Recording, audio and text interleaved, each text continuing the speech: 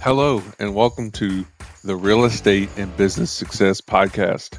I'm your host, Ben Jimmerson, your Southeast Alabama luxury realtor with first class real estate wiregrass. In this podcast, we're diving deep into the intersection of real estate and business to uncover what makes successful entrepreneurs tick. Each week, I'll be interviewing top business owners and investors from the Wiregrass region and beyond, exploring how they've achieved enduring success and how their strategies can apply to both real estate and other industries. Whether you're a real estate professional or a business enthusiast, get ready to gain valuable insights, discover new strategies, and elevate your own success. Let's get started. Welcome, everyone, to the Real Estate and Business Success Podcast. I'm your host, Ben Jimmerson. Thank you for tuning in today, whether you're listening in or watching the video on my YouTube channel, Wiregrass Veteran Realtor. Today, I have with me Wyatt Reed, founder of sellerfinancedeals.com. Wyatt has built multiple cash flowing businesses and multi-million-dollar portfolio. He specializes in the BRRRR method, wholesaling, seller financing, and many other strategies. He's passionate about helping others not only find success in business, but in health, spirituality, and family. He teaches a no BS, no fluff coaching model that helps students get their first deal on average in 60 days or less. Thanks for being on the show today, Wyatt. Dude, thanks so much for having me. Yeah, man, glad to have you here. Actually, we did a podcast. Wyatt has a podcast as well. Why don't you go ahead and tell everybody what that is? Yeah, man, it's the Ascend Your Success podcast. Most people would know me as the seller finance deals guy, but we also do like a mastermind for higher level investors who want to take their business to the next level. So I thought the Ascend Your Success podcast sounded way better than the Seller Finance Deals podcast. So Yeah, I love the name, man. I love it. So you're founder of sellerfinancedeals.com. You mentioned seller financing. So let's give our listeners and viewers some information on seller finance. What is that? Yeah, man, absolutely. So it falls under seller financing falls under the creative financing tree. It's just one of the many branches. You know, you have sub two, you have options, you have pretty much anything is that can be creatively done with deals. And I don't think people utilize it enough, to be honest with you. Like when I first started, I was taught how to use the BRRRR method, how to buy rental properties and things like that. But I've been kicking myself ever since I learned seller financing and the creative side of it because the profit margins, the revenue, all of that is way better once you start doing creative deals, right? So essentially with the seller financing branch, man, you can do it on the front end and the back end of a deal. So if you're talking to sellers, you're doing getting off market deals, you can pitch terms to them. So let them be the bank for you, give them a down payment, give them a monthly payment. That keeps you away from having to go to the banks, deal with refinances, deal with hard money, private money lenders, things like that. And you can also do it on the back end. You can be the bank for somebody else and put a tenant buyer in place, right? So you can buy it hard money and BRRRR it and then seller finance it, or you can do it on both sides, the front and the back. And that's what we call a wrap. And those are amazingly profitable deals. Yeah, I've been learning a lot about rap and innovations and just all the different, exit strategies that are out there or really acquisition strategies that are out there. But it's crazy all the different creative financing strategies that you can do that, most people don't know about and how much better it can make a deal be. Something that I've been kind of thinking about and talking about a lot recently. Everybody, when you think about investing into real estate, people think about passive income. What do you think about true passive cash flow? Yeah, I mean, I think people throw the whole passive word around way too loosely because nothing is truly passive, I would say. You got to do some form of work for it, right? But what I've learned in the past 5 years of doing this is that I want my business to be ran as passively as possible. I Yeah. know there are still things that I've got to do, but like when I was doing the rental properties, I was dealing with tenants, I was dealing with property managers, I was dealing with contractors that had to go in and do maintenance, stuff like that. Now that I've transitioned to seller financing, all that responsibility is now taken and putting on the tenant buyer because they're actually buying the house. That's their house essentially, right? So a lot of the responsibility of being a landlord is taken off of you by utilizing that seller financing. And I've done that with the marketing side of my company as well. It's transitioned to mostly done for you services. So I'm at the point after 5 years of like head down hustling, putting in the work, I'm taking a step back and putting systems and processes in place to where I don't have to continue to do that moving forward. Yeah, you're at the point where you're starting to leverage yourself so that way you can be a little more passive with your time, not Yeah. just your cash flow, just your income. I love it, man. I think that's everybody's dream is to get to that point where they're not handling a lot of the day to day, where you can actually work on the business instead of in the business. Now, you mentioned that you've kind of done that with marketing. So marketing is like my passion. I love marketing. I mean, it's the driving force, right? It drives leads in, and that's where sales comes in. So, you said done for marketing. Do you think it'll save you a ton of time on getting leads? Yeah, mostly just time. So you give up with that, there are pros and cons. So you get more time back. You don't have to build a big team to you don't have to build like a team of virtual assistants to cold call. You don't have to build a bunch of acquisitions people and things like that. But it does take away control out of your own hand, right? If you had the VAs, if you had the in-house employees, then you know what's going on in your company and you can make little tweaks here and there with those people individually. Whereas now I'm utilizing companies. So, for example, like Lead Mining Pros, I'm not sure, I'm think you've met Nick over at Lead Mining. They pull the list for you. They text blast it. They cold call it. They've got all American VAs. So I can't just go into and say, well, this is Paul was the one sending me these leads, so I can't go in and listen to Paul's conversations. I can't go in and critique his conversation with sellers or things like that. But as long as I'm getting leads in, I honestly don't care. And I don't have to deal with that. I don't have to train anybody. I don't have to interview anybody. I don't have to worry about somebody calling in sick. I'm still getting my leads in every single day. Yeah, you can't beat that, man. Yeah, when you're leveraging yourself and you got somebody else who's, dialed in, focused on doing that one thing so they know what they're doing day in and day out and they're not, getting distracted. That's one thing about running and owning a business, which there's so many hats to wear and it's hard to get going when you first start because you're doing everything unless you have the capital up front to start paying people and hiring people. But you've got to get the business going, making money until you're able to hire people out. And along those lines, I think a lot of people are scared to hire somebody out. And you mentioned the word control. They feel like they have to have control of everything and that nobody else will be able to do it better than them.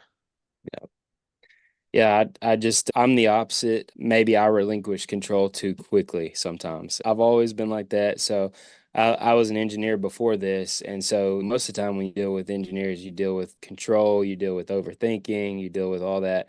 But I came from a maintenance background into engineering. So I wasn't your typical like super nerdy engineer, right? I knew how to get in and work on things as well. And I've just always thought differently, I guess. Like if I can stick somebody here doing this that's probably better than me and is spending all their time on this rather than me spending some of my time on it, it's going to be better. So, like I said, I probably do relinquish control too quickly, but I'm always looking for who's going to fill my spot in certain aspects of the business always. Even before we start businesses, like I've got that in my mind that we're going to hand this off at a certain point to this person. Love it, man. Yeah, one thing that I've learned recently, it's a good sentence, saying, quote, whatever you want to call it. It's probably a quote. I think it's from a book. I can't remember who, but it's who, not how. Everybody's always trying to figure out how am I going to do this? And again, right, you go back, like if you're just starting a business up, it may be you saying, how am I going to do this? Because you can't hire anybody right now. But you always need to be thinking who, once you get to that point, who is going to be able to take this over and do this for me. I love that you say that you relinquish control too soon because At least you're doing it, right? You're Right. getting something started. That's another big issue in business in general is, paralysis by analysis, and people just don't ever get started. So in your case, you're just like, forget it. Let's just start it and figure it out along the way, right? We're gonna Right. build it. We're gonna build this airplane in the air mid-flight. We're gonna do in-flight missile repair and figure it Yeah. out. Yeah, that's right. And I bent down to pull the book out of my backpack. I don't. I'm actually I'm actually reading it right now. So There it is. Yeah. Who I'm in not the how. process Boom. of reading it. So So there you uh, go. For people listening in, the book is called Who Not How. So it's an actual book. I forgot. Who's the author on that? Dan Sullivan. So Who Not How. It's a great book that you guys can read, or if you're, a listener, get that on Audible. I'm pretty sure it's probably going to be on Audible. And me and Wyatt want our royalties for mentioning it. I'm just kidding. yeah, absolutely. Uh, Let's get an affiliate link. Yeah, you talked about leads. What can you say about maybe, yeah, you do coaching, right? And you help Yep. people get their first deal on average in 60 days or less. Some people obviously can't pay right out of the gate, but are there some free ways to find leads on day one? Yeah, for sure, man. And I always say, like, even if you do have money to do marketing, you should still do free lead sources because they're free, right? The last 8 houses that I bought came from people that I knew in my own network, right? And I actually just got a phone call yesterday about 4 more from a guy that I know that works at a bank. You should always be networking. You should always be like everybody from the mailman to the bank that you bank at to everywhere you go should know what you do at a high level at least. Hey, Wyatt does real estate. I don't know what he does. He wears a seller finance deals hoodie, but I know he's doing something in real estate. So yeah, there are 2 buckets that I always talk about as far as marketing goes, and that's free and paid. The free side is things like wholesalers, investor groups, for sale by owners, working with local realtors, things like that. And then obviously, you have the paid side, which is like postcards, text message, cold calls, PPL, PPC, all kinds of different things you can spend money on from $200 a month all the way up to thousands and thousands of dollars a month. So, Yeah, man, that's awesome. Thanks for that information. One thing I think that people sleep on, well, besides what you said, networking, whatever you do, especially if you own a business, starting a business, you should let everybody know what you yeah. do. Like you said, all the time. It's kind of like in real estate, as far as being a realtor. I tell my agents all the time, or people that are thinking about becoming a realtor, like they're going through the course. Another quote, I'm a big quote guy, is for like realtors is don't be a secret agent. So don't be a secret whatever you are. And that really opens their eyes. And I'm like, hey, when you're going through the course, take a picture of your computer while you're going through the course when you start. Do it again halfway through. Do it again when you're right at the end. Do it again when you're about to take your test. It's because at the end of the day, it goes back to talking about marketing, right? Marketing over everything. You should Mhm. always be marketing, whether it's word of mouth or, what a lot of people sleep on is social media and how powerful that is, even just organically. That's like just recently I partnered with a guy that does business loan brokering. And so now I'm able to offer loans for businesses, whether they're starting up a business or they need cash flow for their current business or they want to expand, move location, scale, whatever the case may be. We have a ton of options. And I've been simply just posting on social media and I think I got like 5 leads right now, pretty solid leads that should turn into something. So social media, a lot of people sleep on that even just organically and especially running paid ads on there. You can definitely lose some money running paid ads if you don't know what you're doing. You got to get Right. the verbiage down and figure out what catches people's attention, but that's definitely something that people should focus Yeah. on. I think like what people sleep on the most with marketing is what will put them in the top 10% of marketers out there. And that's number one is consistency, and number two is follow up, right? Um, if you're not consistent, then you're never going to close deals. Like I know people, especially working with beginners, like they'll do some marketing two ways. They'll do marketing, they won't get it as quickly as they think they should get it, and then they stop, or they get it and then they focus all their time and effort on that one deal, and then that deal either falls apart or it goes through, and then they've got to ramp up their marketing again because they stopped doing marketing, right? So that's a big thing that I try to help people overcome and see whenever they're first starting out is, yeah, you got a deal, congratulations, but don't let that pipeline empty out, right? Because if you do, then it's another 2, 3 months worth of marketing to get your next deal. And then you'll never have that consistency of a deal a month. Oh yeah, yeah, for sure, man. So here's a question for you. Mhm. How do you make the capital of a wholesale and a flip in one deal while also getting the cash flow of 3 to 4 rentals in one? Yeah, it was a game changer. Like I said, I'm always kicking myself because I didn't learn. I'm going to put it on myself. I'm not putting it on anybody else. I didn't learn creative financing like I should have from the beginning. And I put it off when people talked to me about it because I knew what I knew and that was what I thought I was good at, right? But yeah, essentially on average, we've got on average, an average seller finance deal, we're getting somewhere around $15,000 down on the upfront. So our average deals sell from 150 to 190 to a tenant buyer. So we're usually getting 10% down from that. And then we've usually got, if we're doing a BRRR, then we usually have like a 6 to 7% interest rate, and we're turning around and selling it for an 11 to a 12% interest rate on the back end. So on average, we're getting around 650 net cash flow after everything's said and done and paid for. So you can see how the the difference, I mean, you know as well as I do, when you burr a property, a rental property, and you pull all your money out, it cash flows maybe 150 to $300 a month. Like this is double to triple the net cash flow. And if something breaks like an HVAC system or a water heater, on a rental property, you've got to be the one to fix it. And there goes your cash flow for the year. But if something happens to these seller finance deals, then you don't call the bank saying, hey, my HVAC system went out, right? You call the HVAC guy. So I've learned to laser focus on these because if I get to where I'm like, oh, shiny and start chasing these transactions, well, I've got to chase transactions to get the next deal, right? I've always got to chase and get the next deal. But with these seller finance deals, like I can get that capital up front, but I can get that consistent cash flow to where eventually I don't have to chase. And I know like some people say, well, that's not like long-term wealth. Like you're never going to own that property long term, right? Because we do 20, 30-year notes with these people or land sales contracts and you'll never own them, right? But if I have 150, 200, 300 of these properties, I can slow down my buying to like one or two a year and retire and just buy one or two a year. And that'll keep enough coming in consistently to recycle those properties.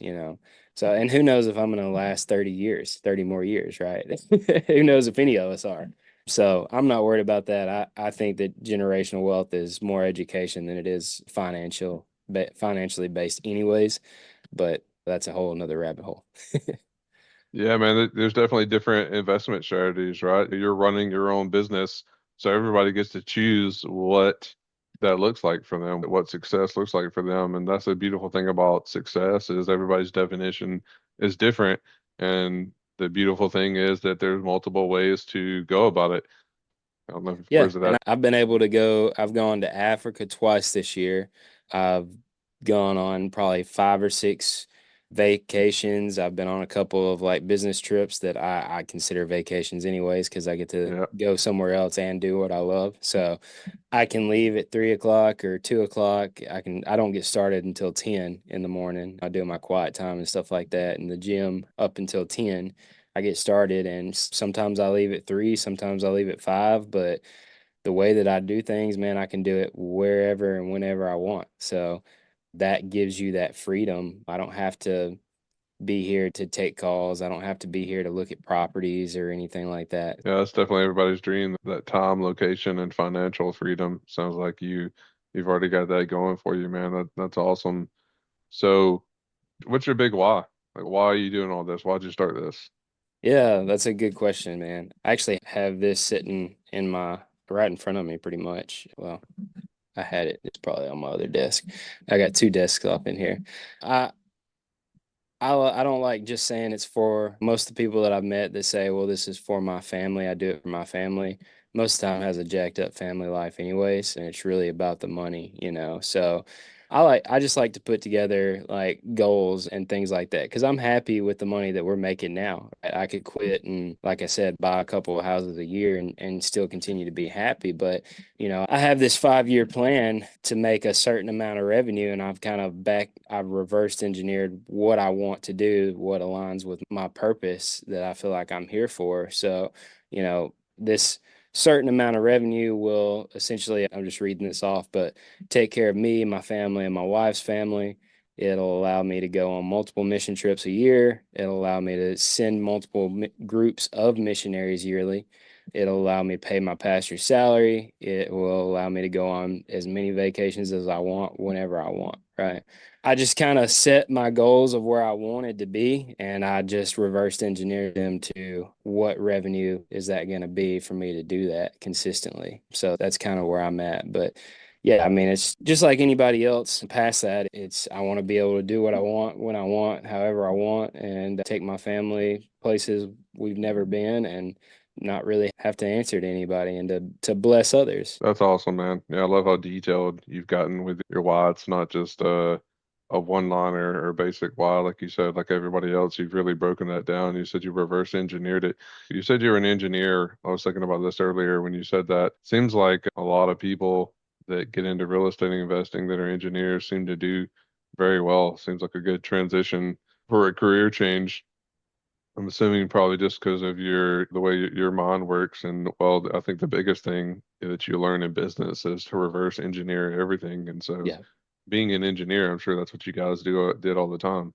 I was blessed to be the type of engineer that I was, because I really think that a lot of that came into the real estate realm. So like I know how to track things, I know how to, track KPIs, I know how to look at processes from a high level and say, all right, what's causing these issues? I know how to problem solve those issues. I know how to do lessons learned to keep track of all that stuff. People are so unorganized, and I mean I'm unorganized too. Don't let me tell you I'm perfect, right? But some of that stuff really follows through, being able to work through Excel, PowerPoint presentations, stuff like that, and track, because a lot of people don't track their numbers. So they have no clue how much does it cost me to get a contract? How much does it cost me to get a closed deal? How much does it cost me, or how many deals does it take to, or leads does it take to get a deal? Right? People don't track that kind of stuff, or they're not able to see their entire process at a high level to see what's actually causing them issues in their business. And so, that was things that I dealt with on a daily basis. It was, how do I take this process and make it faster, more efficient, more cost effective, safer, things like that. And I think that really helped roll over into what I do now. Yeah, absolutely. I've learned the same thing. What you track, what you manage grows, and that's how you're able to scale businesses and companies. If you don't track it, you're just going to be stuck at a ceiling somewhere. And I think probably we're our own worst critics, so we're all probably not as organized as we would like to be. Same here, but that's really been a path for me over the past year or two of getting super organized, and like I'm continuously trying to improve on that and create a habit of using whatever I'm doing to stay organized and track the KPIs, the metrics, the data points, so that way you do know what's going on. Well, man, I appreciate having you on the show today. And anybody that's listening in today or watching the video on the YouTube channel, Wiregrass Veteran Realtor, some of this stuff it just kind of blew your mind, confused you. Like we mentioned earlier, Wyatt does a coaching program, so you can reach out to him. Like I always tell people all the time, I've done a good job with social media. Wyatt has too. So just Google Wyatt Reed, and you're definitely going to find his social media channels, and you can reach out to him that way to get some more coaching.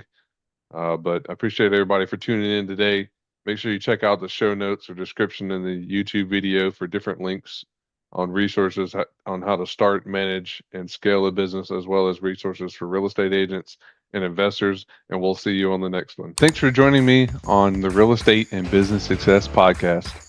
I hope you enjoyed today's insights and are ready to apply these strategies to your own business endeavors. If you found value in the episode, please subscribe, leave a review, and share it with others who might benefit. Stay tuned for more interviews with successful entrepreneurs and actionable advice to drive your business forward. Until next time, keep pushing for success, and remember, success is just around the corner.